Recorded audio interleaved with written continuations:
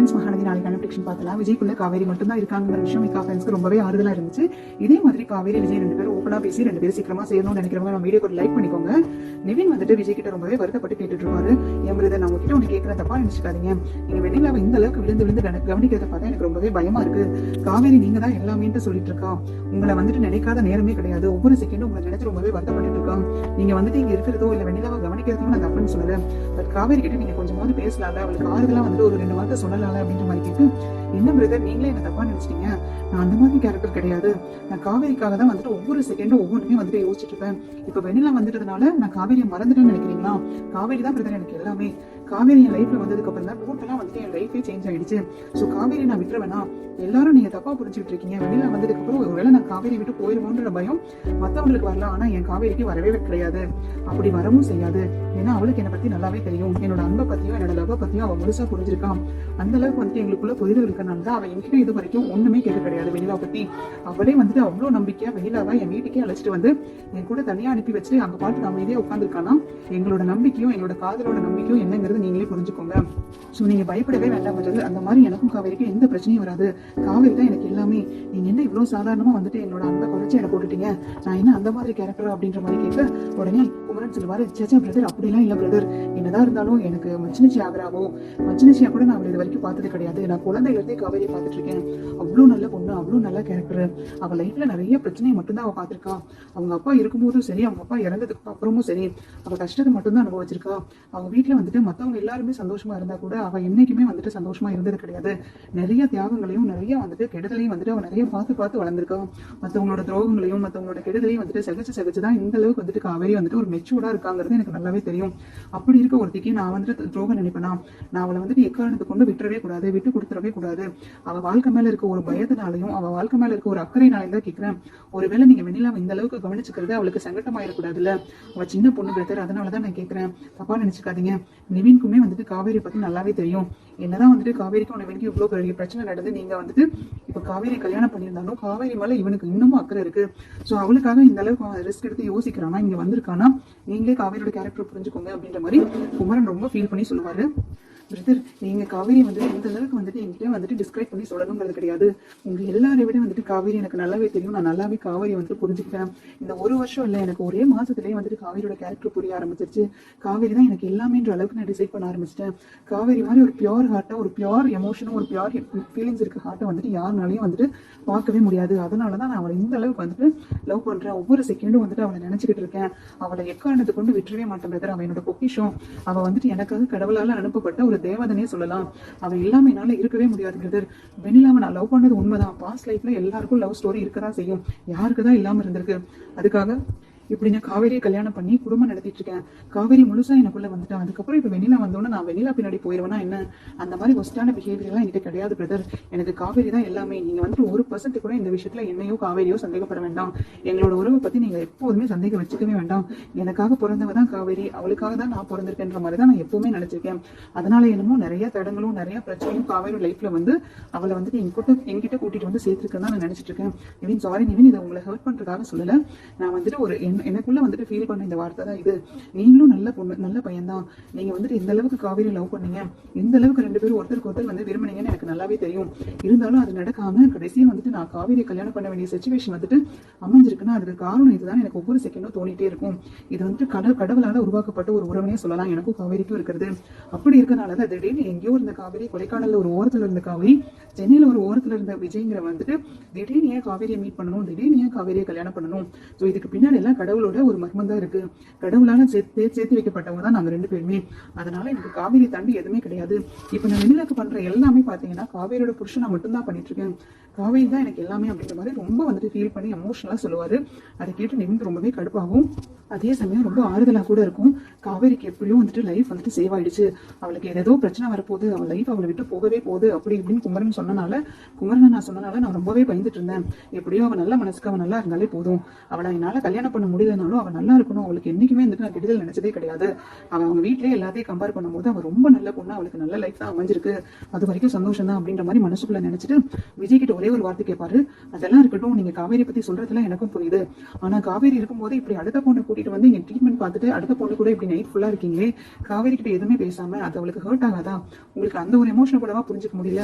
காவேரிக்கு உங்களுக்கும் என்னதான் 1008 அண்டர்ஸ்டாண்டிங் இருந்தாலும் ஒரு பொண்ணோட சிச்சுவேஷன் வந்துட்டு நீங்க யோசிச்சு பாத்தீங்களா அப்படின்னு கேட்டோம்னா விஜய்க்கு ஒரு மாதிரி ஸ்டன் ஆயிடுவாரு. இந்த வார்த்தை அவரை கேட்டோம்னா வந்துட்டு அவருக்கு ஒரு மாதிரி ஆயிடும். இவர் சொல்ற அளவுக்கு நம்ம நடந்துக்கிட்டோமே அப்படின்ற மாதிரி நினைச்சு ரொம்பவே வருத்தப்படுவாரு. பிரதர் நான் வெண்ணிலாவோட அந்த ட்ரீட்மெண்ட் பிரச்சனைனால வந்துட்டு நான் கான்சென்ட்ரேட் பண்ண முடியாம இருந்தேன், எதுலையுமே என்னோட கான்சென்ட்ரேஷன் போகவே இல்லை. ஏன்னா வந்துட்டு வெண்ணிலா இப்படி ஒரு சிச்சுவேஷனுக்கு வந்ததுக்கு, இப்படி ஒரு நிலைமைக்கு வந்ததுக்கு காரணம் நான் தான் ஒவ்வொரு நாளும் நினைச்சு எனக்கு சரியா தூக்கம் கூட வரல. அந்த ஒரு சிச்சுவேஷனாலதான் நான் காவேரி மேபி அவாய்ட் பண்ணிருப்பேன். அதுவும் காவேரி நான் இன்டென்ஷனலா அவாய்ட் பண்ணதே கிடையாது. அவளை வந்துட்டு அவாய்ட் பண்ண வேண்டிய சிச்சுவேஷன் வந்துட்டு எனக்கு அமைஞ்சிருச்சு. நானும் அவகிட்ட பேசுறதுக்காக தான் ட்ரை பண்ணிட்டு இருக்கேன், பட் என்னால பேச முடியல அப்படின்ற மாதிரி சொல்ல நிவின் எதுவுமே பேச மாட்டாரு, பதில் எதுவுமே பேச மாட்டாரு. உடனே குமரன் சொல்வாரு, நிவின் நீ சும்மா இருடா, ஏன்டா அவர் ஏதாவது சொல்லிட்டு இருக்கேன், அவர் தான் சொல்றாருல காவேரி வந்துட்டு எல்லாமேன்ற மாதிரி, காவேரி தான் அவர் நினைச்சிட்டு இருக்காரு, காவேரி வந்துட்டு இன்னைக்குமே கைவிட்டுருக்க மாட்டாரு அப்படின்ற மாதிரி குமரனும் மெதுவா வந்துட்டு நிவின் கிட்ட சொல்லுவாரு. உடனே வந்து விஜய் சொல்லுவாரு, என்ன நிவின் உங்களுக்கு எல்லாம் இப்போ செட்டில் ஆயிடுச்சா, எல்லாம் ஓகேன்னு நினைக்கிறேன், இப்போ நீங்க ஹாப்பி தானே, சந்தோஷமா இருக்கீங்களா, யமுனா கூட ஹாப்பியா லீட் பண்ண ஆரம்பிச்சிட்டீங்களா லைஃப் அப்படின்ற மாதிரி கேட்க, எங்க என் பிரச்சனை தான் வந்துட்டு தலைக்கு மேலே போயிட்டு இருக்கு. நான் அப்பவும் வந்துட்டு வேண்டாம் நான் விலகி போக எனக்கு பிடிக்காத கல்யாணத்தை எல்லாரும் சேர்ந்து பண்ணி வச்சிங்கல்ல, நான் எப்படி சந்தோஷமா இருக்க முடியும்? அதுவும் நீங்க என்ன யமுனாவை காவேரி மாதிரி நினைச்சீங்களா அப்படின்ற மாதிரி மனசுக்குள்ள நினைச்சிட்டு, பட் யமுனாவை விட்டு கொடுக்க கூடாதுங்கிறதுக்காக அவர் எதுவுமே யமுனாவை பத்தி சொல்ல மாட்டாரு. பட் மனசுக்குள்ள நினைப்பாரு, 1000 தான் இருந்தாலும் காவேரியோட கால் தூசிக்கு யமுனா வருவாளா? யமுனாக்கு வந்துட்டு எப்பவுமே தான் வாழ்க்கை பத்தி தான் நினைப்பு, தான் வாழ்க்கை வந்துட்டு நல்லா இருக்கணும், நான் நல்லா இருக்கணும்ன்ற மாதிரி தான் சுயநலமா யோசிப்போம். ஆனா வந்துட்டு காவேரி அப்படி கிடையாது. என்னோட வாழ்க்கை போனாலும் பரவாயில்ல, மத்தவங்க நல்லா இருக்கணும், தங்கச்சிங்க நல்லா இருக்கணும், ஏன் அடுத்த பொண்ணுக்காக கூட இப்போ அவளோட லைஃபை, அவளோட மேரேஜ் லைஃபை வந்துட்டு அவரை சாக்ரிஃபைஸ் பண்ற அளவுக்கு அவள் போயிருக்கான். காவேரிக்கும் யமுனாக்கும் ஏணி வச்சா கூட இருக்காது. இருந்தாலும் என் தலையெழுத்து நான் கூட வந்துட்டு சேர்ந்து வாழணுங்கிறது நான் என்ன பாவமோ பண்ண தெரியல. விஜய் சொல்ற மாதிரி அவர் ஏதோ புண்ணியம் பண்ணியிருக்காரு, காவேரியை கொண்டு வந்து இங்க சேர்த்திட்டாங்க விஜய் கிட்ட, நான் என்ன பாவம் பண்ணேன்னு தெரியல, யமுனா வந்துட்டு என் தலையில கட்டிட்டாங்க அப்படின்ற மாதிரி மனசுக்குள்ள நினைச்சிட்டு ஒரு மாதிரி எதிர்த்தாலுமா சிரிப்பாரு. நீ பண்றதெல்லாம் பண்ணிட்டு இப்ப நல்லா இருக்கியான்னு வேற நல்லா விசாரிக்கிறியா அப்படின்ற மாதிரி ஒரு லுக் மட்டும் விஜய் பார்த்து விடுவாரு. விஜய் அதுலயே புரிஞ்சுக்குவாரு, இன்னும் வந்துட்டு நிவின் செட்டில் ஆகுறா, நிவின்க்கு இன்னும் அங்க பிரச்சனை தான் போயிட்டு இருக்குங்கிற மாதிரி. சரி அதை பத்தி பேச வேண்டாம், டைவர்ட் பண்ணிடலாம் அப்படின்ற மாதிரி. நீங்க வந்ததுக்கு ரொம்ப தேங்க்ஸ் பிரதர், நீங்க வருவீங்கன்னு நினைக்கவே இல்லை நிவின், ரொம்ப தேங்க்ஸ். 1000 தான் இருந்தாலும் எல்லா பிரச்சனையும் மறந்துட்டு எனக்காக ஓடி வந்திருக்கீங்க, எனக்காக சப்போர்ட் பண்ணணும், எனக்காக நிக்கணும்னு சொல்லி வந்திருக்கீங்கல்ல, இந்த விஷயத்தை என்னால மறக்கவே முடியாது, தேங்க்யூ சோ மச் அப்படின்ற மாதிரி சொல்லுவாரு. உடனே குமரன் சொல்லுவாரு, பரவாயில்ல பிரதர், உங்களுக்காக நான் வர மாட்டேனா, நாங்க 2 பேர் இருக்கோம், நம்ம 3 பேர் என்ன சாதாரண ரிலேஷன்ஷிப்பா, நம்ம 3 பேர் ஒரு பிரதர்ஸ் மாதிரி தான், எப்பவுமே வந்துட்டு நம்ம ஒற்றுமையா இருக்கணுங்கிறதா என் ஆசை, அதனாலதான் நான் நிவினை வந்துட்டு கூட்டிட்டு வந்தேன், அவங்க கிட்ட கேட்காம கூட நான் வந்துட்டு இங்க அழைச்சிட்டு வந்துட்டேன் அப்படின்ற மாதிரி சொல்ல உடனே சிரிப்பாரு விஜயும். ஒரு பக்கம் காவேரி வந்துட்டு விஜயோட எமோஷன்ஸ், விஜயோட லவ் பத்தி கங்காட்ட வந்துட்டு பயங்கரமா புலம்பிக்கிட்டு இருப்பாங்க. விஜய் தான் எனக்கு எல்லாமே, விஜய் எனக்குள்ள எப்படி வந்தாருன்னே தெரியாது, விஜய் கிட்ட வந்துட்டு நான் சரண்டர் ஆயிட்டேன், அவர்கிட்ட வந்துட்டு ஒரு அடிக்ட் ஆயிட்டேன் நானு, விஜய் இல்லாம என்னால ஒரு செகண்ட் கூட ஒரு நாள் கூட வாழ முடியாது அப்படின்ற சிச்சுவேஷனுக்கு வந்துட்டு என்ன தள்ளிட்டா இருக்கா. அவர் வந்துட்டு சும்மாலாம் அதை பண்ண கிடையாது, அவர் என் மேல காட்டின அன்பும் பாசமும் தான் வந்துட்டு என்ன அந்த அளவுக்கு மாத்திருக்கு. என்ன ஒவ்வொரு செகண்டும் அவர் விழுந்து எப்படி கவனிச்சுக்கிட்டாரு தெரியுமாக்கா, என்ன ஒரு பெரிய விஐபி லெவல்ல வந்துட்டு வச்சு ட்ரீட் பண்ணாரு. என்ன இது வரைக்கும் யாருமே அந்த மாதிரி ட்ரீட் பண்ணது கிடையாது. எனக்கு இவ்வளவுதான் அன்பு கொடுக்கணும்னு கிடையாது, உலகத்தை விட வந்துட்டு பெரிய அளவுல, கடலை விட பெரிய அளவு என்கிட்ட அன்பு கொடுத்திருக்காரு. அதனால நான் என்னைக்குமே அவர் விட்டு கொடுத்துட மாட்டேக்கா, அவர் என்னைக்குமே விட்டு பிரிஞ்சிடவும் மாட்டேன் அப்படின்ற மாதிரி சொல்ல உடனே கங்கா நினைப்பாங்க, இவ இந்த அளவுக்கு லவ் பண்ணிட்டு இருக்காள், நீ இவ்வளவு உயிருக்கு உயிரை வந்துட்டு மனசார நீ இவ்வளவு உள்ள காதலையும் இவ்வளவு அன்பையும் விஜய் மேல வச்சிருக்கேன்ல, கண்டிப்பா கடவுள் உங்களை சேர்த்து தாண்டி வைப்பாரு, அது சத்தியமா சொல்றேன் பாரு. வெளியில வந்தாலும் சரி, யார் வந்தாலும் சரி, அவங்க 2 பேர்த்தையும் யாராலையும் பிரிக்க முடியாது, நீங்க 2 பேரும் சேர்ந்து ரொம்ப வருஷத்துக்கு 100 வருஷத்துக்கு சந்தோஷமா வாழ்வீங்க அப்படின்னு சொல்லிட்டு மனசுக்குள்ள நினைப்பாங்க. இவர் சொன்ன கதையெல்லாம் வச்சு பார்த்தா இவர்களுக்கும் விஜய்க்கும் வந்துட்டு முன்னாடி கான்டாக்டே கிடையாது, முன்னாடி 2 பேருமே வந்துட்டு பேசிக்கவும் இல்லை, லவ் பண்ணவும் இல்லை, மேரேஜ்க்கு அப்புறமும் வந்துட்டு இவங்களுக்கு செட் ஆகாம தான் இருந்திருக்கு. பட் எந்த காரணத்துக்காக காவேரி வந்துட்டு விஜய் கல்யாணம் பண்ணியிருக்கா, அதுவும் திடீர்னு கல்யாணம் பண்ணியிருக்கான்னா இதுக்கு பின்னாடி ஏதோ காரணம் இருக்கு. காவேரி ஏதோ என்கிட்ட மறைக்கிற மாதிரி தோணுது, அவ திடீர்னு நான் அந்த வார்த்தையை கேட்டும் ஏதோ மலுப்பி பேசின மாதிரி இருந்துச்சு, 2 பேருக்கும் லவ் ஃபெயிலியர், அதனாலதான் நாங்க 2 பேரும் வந்துட்டு சேர்ந்திருக்கோம் அப்படின்ற மாதிரி இவ சொன்னது வந்துட்டு எனக்கு சரியா படவே இல்லை. காவேரி வந்துட்டு திடீர்னு விஜய் கல்யாணம் பண்றானா அதுக்கு பின்னாடி ஏதோ ரீசன் இருக்கு. காவேரி எதையுமே எடுத்தும் கவுத்தும் பண்ண மாட்டான், அதுவும் போக இந்த மாதிரி தான் குடும்பத்தையும் விட்டுட்டு அவன் போய் கல்யாணம் பண்றானா ஏதோ ஒண்ணு காரணம் இருக்கும், அது என்னங்கிறது நம்ம சீக்கிரமா கண்டுபிடிக்கணும் அப்படின்ற மாதிரி கங்கா மனசுக்குள்ள நினைக்கிறாங்க. அதுக்கிடையில பாத்தீங்கன்னா குமரனும் அதே மாதிரி தான் ஃபீல் பண்ணிட்டு இருப்பாரு. விஜய் போய் ரெஸ்ட் எடுக்கதா சொல்லிட்டு ஹாஸ்பிட்டல் ஒரு ரூமுக்கு போயிடுவாரு. அந்த டைம்ல பாத்தீங்கன்னா குமரன் வந்துட்டு நிவின் கிட்ட கேட்பாரு, ஏன்டா நிவின் விஜய் சொன்ன கதையெல்லாம் வச்சு பார்த்தா இவங்க 2 பேத்துக்கும் முன்னாடி இருந்து கான்டாக்டே இல்லாத மாதிரி இருக்குல்ல, 2 பேரும் முன்னாடி இருந்து பேசிக்கிட்டது கூட கிடையாது, எந்த ஒரு கான்டாக்டுமே இல்லை. ஏன்னா அப்கோர்ஸ் வந்துட்டு அந்த டைம்ல கொடைக்கானல இருந்து இங்க வந்த டைம்ல காவேரி உன்னதான் அதிகமா நினைச்சிட்டு இருந்தா, உனக்கு நிச்சயதார்த்தம் ஆனதையும் ராகினி கூட கல்யாணம் நடக்க இருந்ததையும் வந்துட்டு நினைச்சு ரொம்பவே வருத்தப்பட்டு இருந்தான். ஸோ எடுத்த இடத்துல வந்துட்டு விஜய் அவன் லவ் பண்றதுக்கோ விஜய் மேல வந்துட்டு இம்ப்ரெஸ் ஆகிறதுக்குள்ள வாய்ப்பே கிடையாது. இவங்களுக்குள்ள ஏதோ நடந்திருக்குடா, திடீர்னு காவேரி இவங்களை கல்யாணம் பண்றாருன்னா ஏதோ ஒரு காரணம் இருக்கதான் செய்யுது, அது என்னங்கிறது தான் தெரியல. இவர் அதை மட்டும் சொல்ல மாட்டேங்கிறாரு, கல்யாணத்துக்கு அப்புறம் தான் 2 பேரும் லவ் பண்ணோம், கல்யாணத்துக்கு அப்புறம் தான் 2 பேத்துக்கு ஒருத்தருக்கு ஒருத்தர் பிடிச்சதுங்கிறாரு. ஆனா வந்துட்டு கல்யாணம் ஏன் பண்ணாங்க, எப்படி பண்ணாங்க, திடீர் கல்யாணம் எதனால நடந்துச்சுங்கிறத வந்துட்டு இவர் மறைக்கிறாரோன்னு தோணுது. என்ன ஆச்சுனே தெரியல நிவின், உனக்கு ஏதாவது அவர் பேசுறதை வச்சு தோணுதா அப்படின்ற மாதிரி கேட்கிறாரு.